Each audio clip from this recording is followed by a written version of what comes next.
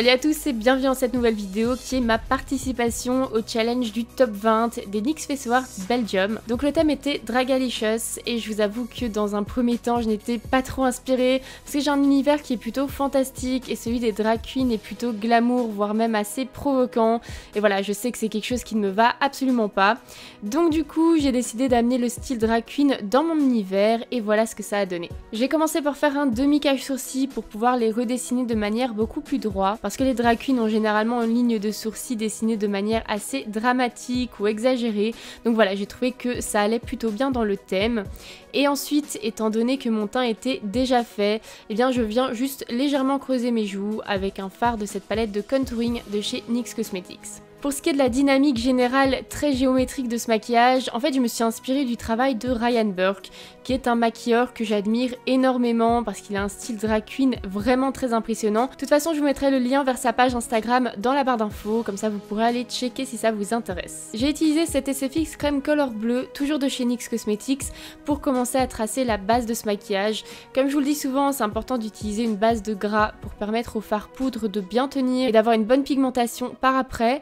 Donc voilà, je vous avoue que c'est un peu la partie la plus fastidieuse du travail. J'ai pris énormément de temps à tracer ces traits pour m'assurer qu'ils soient le plus net et le plus symétrique possible. Avec la SFX Crème Color Noir, je viens apporter de la dimension au maquillage, surtout au niveau des traits de liner oversize, et je fais en sorte de fondre le noir avec le bleu pour créer une transition de couleur.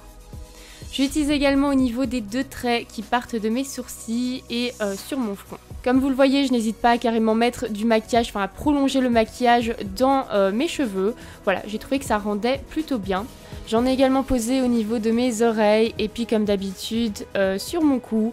Donc voilà, je fais ça à quasiment tous mes maquillages. C'est un peu ma marque de fabrique, je ne sais pas, j'aime bien faire ça. Donc voilà. Et une fois que la base est créée, je peux passer au fard poudre.